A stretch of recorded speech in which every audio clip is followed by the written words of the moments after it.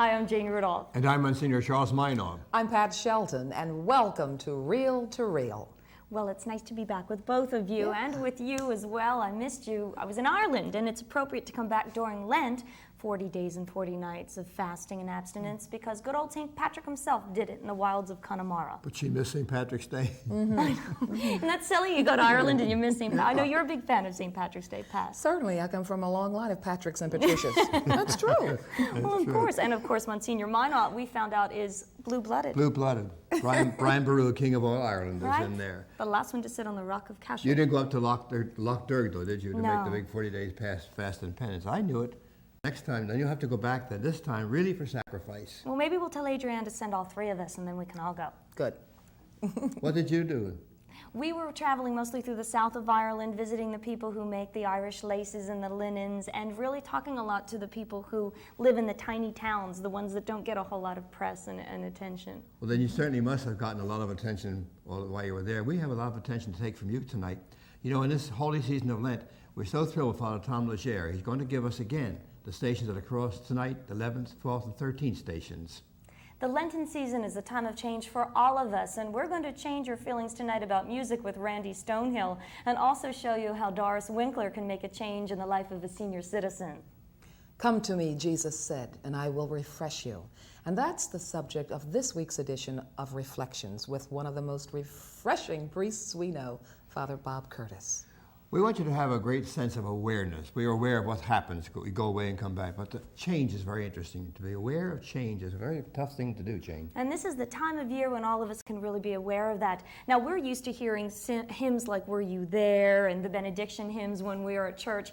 We're going to give you a totally different change in music tonight from those hymns with Randy Stonehill, and immediately followed by Doris Winkler, who's going to show us a government program that proves that you can go back and be young again.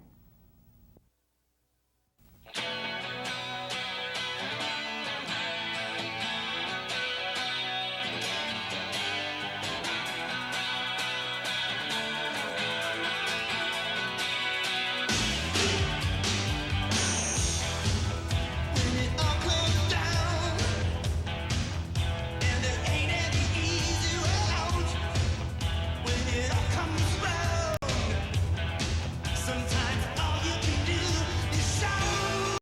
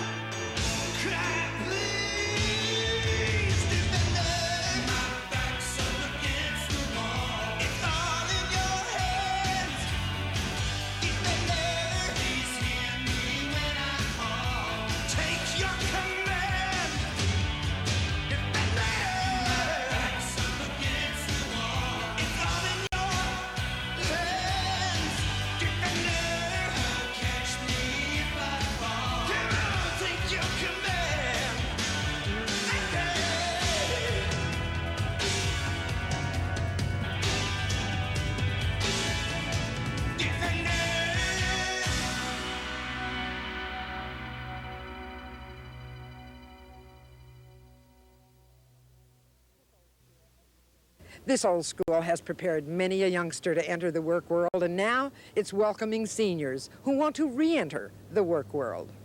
The federal government sponsors job search programs for retirees. These two men have been unsuccessful in securing jobs, so they've enrolled in the program to learn what's gone wrong. Project Director Lisa Torres says most seniors' resumes would turn off any employer. Their history is so full, and it's hard for them to choose. It's hard for them to choose which part of their history they're going to sell to an employer or what they should talk about. Lisa said that one senior wrote that he'd been fired and that he had cancer. You don't do those things on a resume. But to him, he was being honest, truthful. He thought an employer should know those things. So that's what we helped him with. What does a 60 or 75-year-old expect from a job? People really don't change that much once they get older. They're interested in the same things, the money, the benefits, and the advancement. It's the same situation. Of the club's 252 job placements, Lisa cites a real heart lifter. Yes, we placed an 83-year-old energetic woman. She went through the job club, and now she's working for an oil company, part-time as a file clerk. It's wonderful. In maybe 5 years, my program will be obsolete. Businesses will recognize the value of the older worker and what they're missing right now. This is an absolutely free program sponsored by the federal government under the auspices of the Job Training Partnership Act. You can find that in your phone book. And by the way, if you'd like to take the census, there's all kinds of jobs available right now. Go for it. I'm Doris Winkler. Please stay with us. We'll be right back.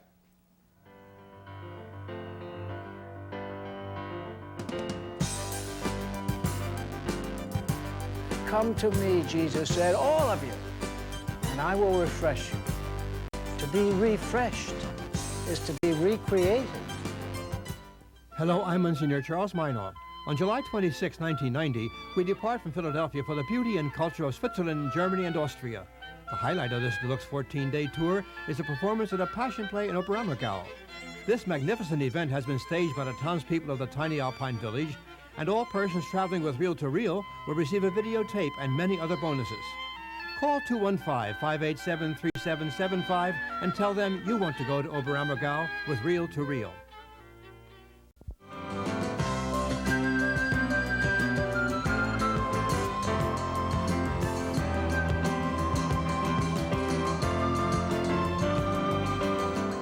We certainly need refreshment, Pat, and I like your idea about refreshing. Mm-hmm. Did you see that little preview of Father Bob? Yes. I wonder what he's got coming up for us next on Reflections. Father Bob Curtis. Just for this 1 minute, try to take in deeply these words of Jesus. Come to me, all you who are weary and find life burdensome, and I will refresh you. All, he says. Come to me, all of you, even the loner, even the one who's not wonderful, even the one who doesn't do responsible things, even the one who people don't think is terrific, even the one who is self-centered, whiny, teary, and redolent with self-pity, even the one who never loved well or warmed the hearts of other people. Come to me, Jesus said, all of you, and I will refresh you. To be refreshed is to be recreated, to have the Lord himself resupply you with love, which will make you new. Love always does that, you know. Love always makes people new. That is what's possible if you accept this invitation of his. Come to me, all you who are weary and find life burdensome. I will refresh you. And on that note, we'd like to ask you to stand by for the conclusion of Reel to Reel as Father Tom Legere continues to take you along the Stations of the Cross. I've enjoyed this so much, talking back and forth with ourselves and even shortening our content so that Father Tom Legere could be with you. I don't know about you, Pat, but the stations have been for me a great, exciting thing this year. Yes, and everyone is looking forward to the next one and the next one. Do you know, it was one interesting here one day to see Tom. I've only met him on television, but I've never met him personally till he came by one day to do some meditations. And it was a great experience to meet him and know the kind of retreat work he does. And to say, by the way, if you notice his foot, he has a pulled Achilles tendon. As that was the problem. It did. I did wonder what that was about. Father Legere is a trooper. I mean, he's worked outside under adverse conditions. He's worked with the bugs and the wind and the rain and the snow, I and hope- the poor guy keeps I unplugging. hope he has learned not to play one-on-one basketball anymore because he thinks he's young. He's not that young. He's not as Maybe- young as you are, Monsignor, not at all. Oh, no. No. I don't play one-on-one basketball either. I would never do that. But the important thing, though, I think, is for us to keep in mind that Tom Legere gives us a beautiful insight to Jesus' passion and death. And so I hope you enjoyed this insight with the many blessings we wish for you. God bless you. Good night.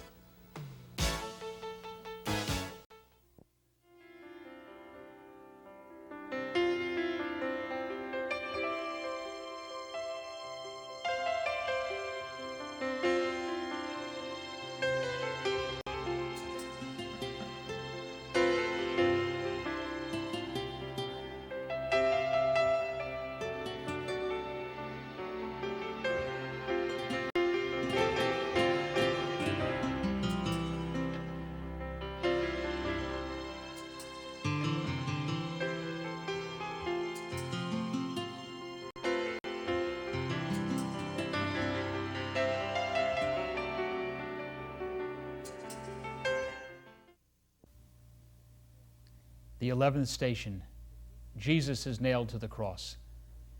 The teaching and healing ministry of Jesus was moving full speed ahead, and now it all comes to a screeching halt. Jesus is nailed, fixed, stopped in his tracks. Yet there was no resentment on the part of Jesus, only love. This shows us a very important point. People might try and even succeed in limiting us physically. We might be thrown literally or figuratively into a prison. But as St. Paul tells us, you cannot imprison the word of the Lord. No matter what the outer circumstances of our lives might look like, if we are free in the Spirit, if we are free in the Lord, we are really free. Somehow, amidst the turmoil, we can, by God's grace, find the eye of the hurricane, even while we are being crucified. Jesus does promise us inner peace, but he does not offer us an exemption from being nailed to the cross by life. Inner peace may sound inviting, but people of greatness seem to have very little of it. Instead, the great ones of the human race have always burned with an inner fire, while the mediocre ones among us have been able to mellow out. The ones who have made a lasting impression on the world all seem to have waged war within their souls. The words of the philosopher Nietzsche come to mind here. A person must still have chaos in one's soul in order to give birth to a dancing star. Greatness is usually not produced by people lounging about in lazy boy chairs. Some examples come readily to mind. Thomas Merton inspired millions of people with his autobiography, The Seven-Story Mountain. After all, it culminated in his entering the Trappist monastery, there, presumably, to discover the inner peace that eluded him until then. But Merton seems to be one of those souls who was always searching. His posthumous biography, The Seven Stories of Thomas Merton, reveals a man who struggled with his inner demons to the very end. Another example was the great peacemaker Gandhi. Unquestionably, he was one of the great figures of the 20th century. But Gandhi was frequently moody, impulsive, and unpredictable. Here it is necessary for us to deal with a great paradox. While Merton and Gandhi were complicated people who were filled with inner conflict, they did nevertheless manage to find the eye of the hurricane in their lives. That reference point, that still point of the turning world, was for them, of course, God. There's all the difference in the world between their lives and the first person quoted, Friedrich Nietzsche. Nietzsche never seemed to find that reference point and ended up committing suicide. He looked within and could find only chaos. This scenario is played out by many creative people who try to take the inner journey without a spiritual path. They are absolutely overcome by the darkness of the unconscious. They lose their bearings hopelessly and are overcome by despair. What Jesus was trying to do was not to promise us lives without conflict, but lives filled with meaning. As Viktor Frankl said, you can put up with any what as long as there is a why. Jesus came to promise us not lives of peace, but the sword. In other words, if we really follow Jesus, we can count on turmoil in our lives. We can bank on the fact that there will always be a divine discontent within us that enables us to participate in the suffering of God. Yet again, paradoxically, we accept it all, and we would not even change it if we could, because we know that this inner turmoil helps us to give birth to God's kingdom. The great physician Albert Schweitzer confessed that he did not get out of bed smiling because he had the vision before him of injured and ill Africans. A lover of the world does not always have to be wearing a plastic smile. Yet Schweitzer was still a person of peace, feeling great inner joy as he served humanity. What is the source of this inner turmoil among our great ones? It is the insight characteristic of all truly spiritual people. They cannot rest as long as there is suffering anywhere in the world. They know deep down that their spirituality must be translated into concrete service in the real world. In other words, everything begins in mysticism and ends in politics. It is this attempt to put flesh on the bones of the gospel that leads to inner and outer crucifixion. Living such a life gives one a peace that surpasses all understanding, but such a life is not lived without its personal cost. The 12th station, Jesus dies on the cross. Death is so final, at least it appears to be that way, yet even nature shows us that nothing ever dies. Everything is constantly being reborn. It was this faith in life and faith in love that allowed Jesus to face his own death. This faith should give us courage to face our own deaths too. Obviously, this means getting ready to leave behind our own bodies at the moment of our great transition. But it also helps us deal with changing jobs and moving to another part of the country. We can trust the process because we can trust life and trust God. Just as Jesus died in love and gave life to the world, so we too never experience life until first of all we die to ourselves. Let's take a fresh look at this idea of dying to self and see what it means for us today. Certainly one of the most misunderstood aspects of the spiritual path has to do with self-denial. Perceived properly, it can set us free to enjoy life with more gusto than we ever thought possible. Misunderstood, it can mess up our minds with self-rejection and self-hatred. When we are born, we are fundamentally beautiful. On the seventh day, God saw everything that was made, and it was good. This includes us. There is, however, a certain tendency for all of us to lose sight of our original splendor. We lose sight of the God within and fall into a great illusion that we are someone apart from God. When we live with such blindness, we can never be happy. Eventually, we grow frustrated with living the great lie. It is at just such a moment that we are now ready to discover the higher power within us. There is only one difficulty with this. To discover the kingdom of heaven within us, we have to temporarily leave behind the ego. Jesus speaks of this process as dying to self. He in no way is trying to imply that there is something fundamentally wrong with our essence. Our essence comes from God and is absolutely perfect. Jesus is referring instead to the artificial construct of the ego. It is that aspect of ourselves that must undergo a kind of death. All the false gods of the ego must be sacrificed temporarily in order to discover the kingdom within. The sacrifice must be total.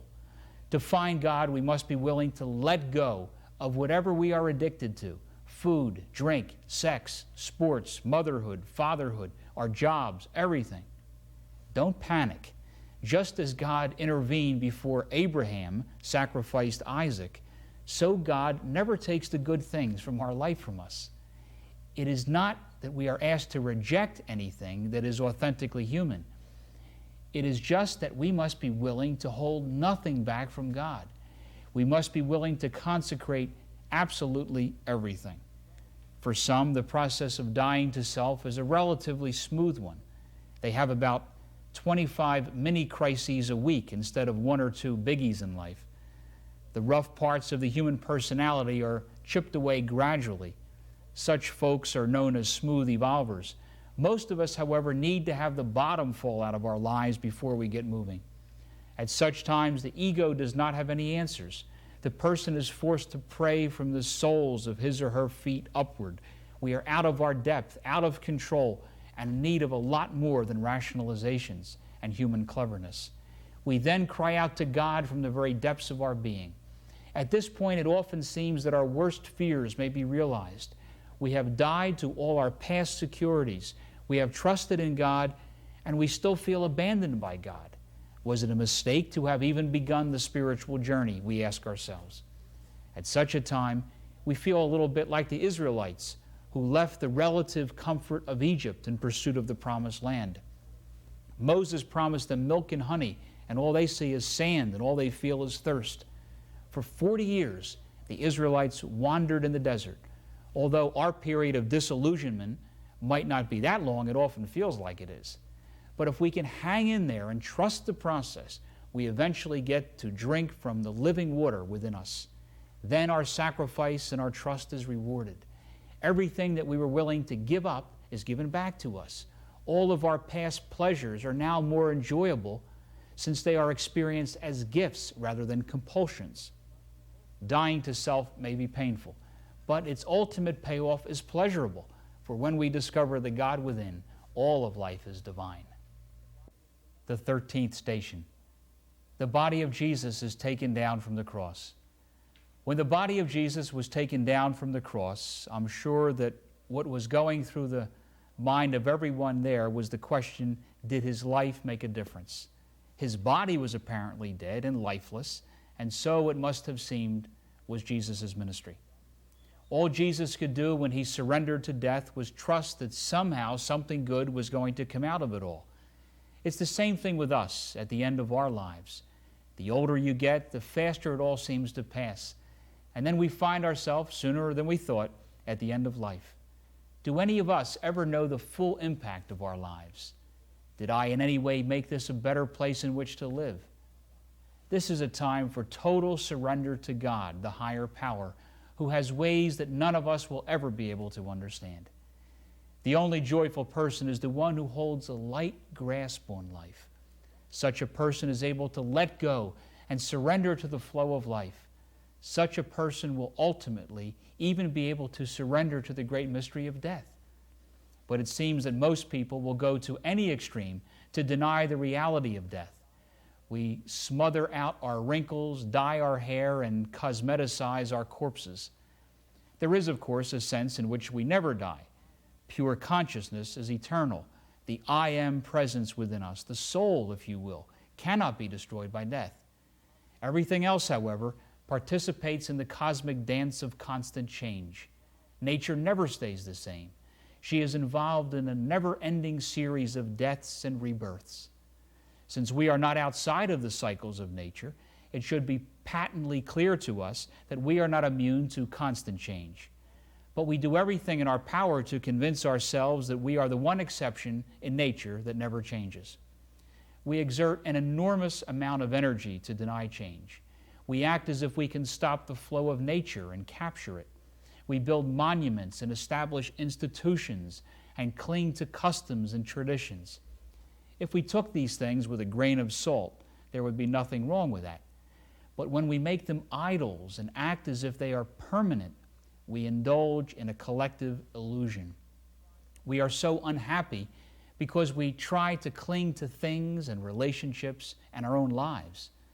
True happiness comes only when we learn to let go. We need to relax, release, and go with the flow. That is why Mary is such a powerful symbol for us. Did you ever notice that almost every statue of Mary has her pictured with her arms extended? Try that posture and feel what it does to you. It leaves one with a sense of vulnerability. Mary is the least uptight person one could ever hope to find. She expands not just her arms, but her womb and her heart. Her whole being is an image of expansion.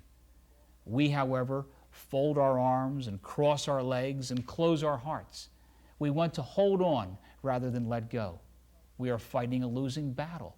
Jesus tells us that we will never be free until we let go of our possessions, our families, our preconceptions, and even our own lives.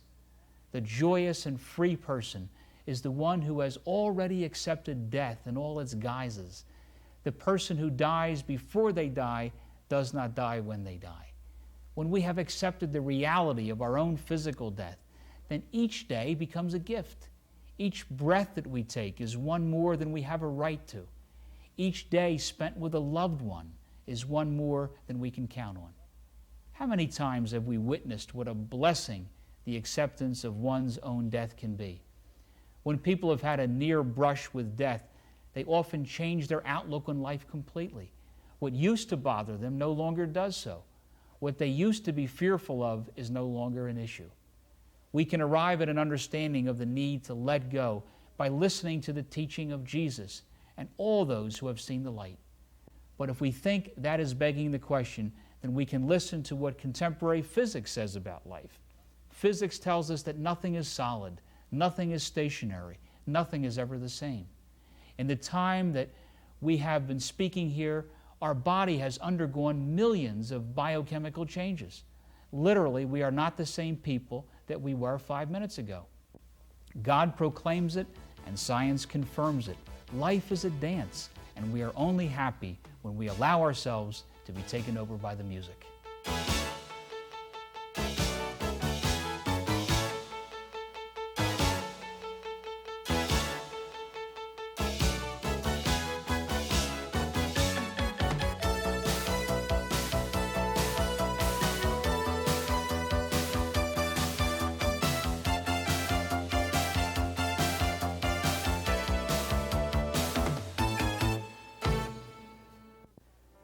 Tonight, we've only been able to share a portion of Father Legere's inspiring Lenten spiritual journey with you.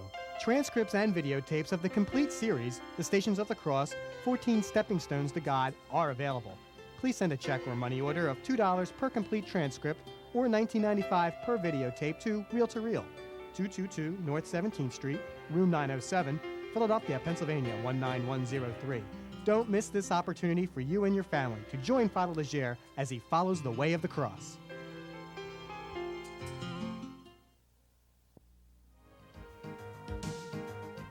Travel arrangements for Reel to Reel by Atkinson and Mullen, Newtown Square, PA, 215-359-5980.